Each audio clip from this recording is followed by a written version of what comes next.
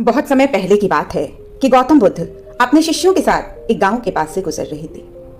पगडंडी के किनारे लगा हुआ एक पौधा देखकर उनके एक शिष्य ने पूछा कि क्या इस पौधे पे फूल लगेंगे या नहीं, इसका भविष्य क्या है। पहले तो बुद्ध ने कुछ नहीं कहा, लेकिन बार बार पूछने पर उन्होंने अपनी आंखें बंद की।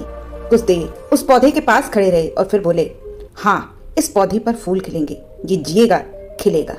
इतना कहना ही था कि उस शिष्य ने उसी समय वो पौधा जड़ से उखाड़ दिया और परे फेंक दिया और बोला, अब बताइए, क्या इस पौधे पर फूल लगेंगे? क्या अब ये जी पाएगा? क्या यह खिलेगा? बुद्ध कुछ नहीं बोले, सिर्फ मुस्कुरा दिए, कहा कुछ भी नहीं, और वो दोनों अपने रास्ते पर आगे बढ़ गए। शाम को उन्हें जिस गांव पहुंचना था वो वहां पहुंच गए, लेकिन वहां 7 दिन ठहरना पड़ा, क्योंकि 7 दिन मूसलाधार वर्षा होती रही।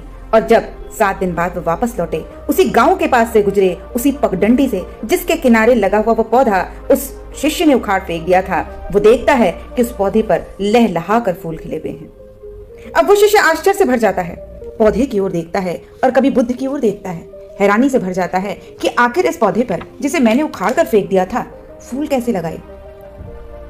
तब उसने बुद्ध से कहा कि आपको कैसे पता चला, आपने इसका भाग्य कैसे देख लिया? तो बुद्ध ने कहा, उस दिन इस पौधे के पास खड़े होकर मैंने अपने अंतर में ध्यान लगाकर इस पौधे की आत्मा को देखा था। ये देखा था कि इसकी आत्मा बलवान है, इसकी आत्मा हर परिस्थिति में, बुरे से बुरे समय में भी कार्य करने के लिए लालायित है, जिंदगी की आरजू से भरी हुई है। इसलिए मैंने कहा था कि पौधा जिएगा, खिलेगा। मूसलाधार वर्षा ने जड़ से उखड़े पौधे की जड़ें फिर मिट्टी में लपेट दी थी, जहां उस पौधे ने फिर से जड़ पकड़ ली थी। तब शिष्य ने कहा, आपने पौधे का भाग्य तो देख लिया, लेकिन मैं पास खड़ा था, आपने ये नहीं देखा कि अगले मिनट में इसे जड़ से उखाड़ दूंगा।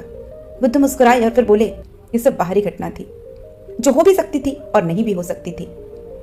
भाग्य हो भी सकता है और नहीं भी हो सकता है, लेकिन यदि आत्मा मौजूद है और आत्मा मजबूत है और उसमें परिश्रम की भावना है, तो वो भाग्य की और परिस्थितियों से आने वाले संकट से भी लड़ना जान जाती है।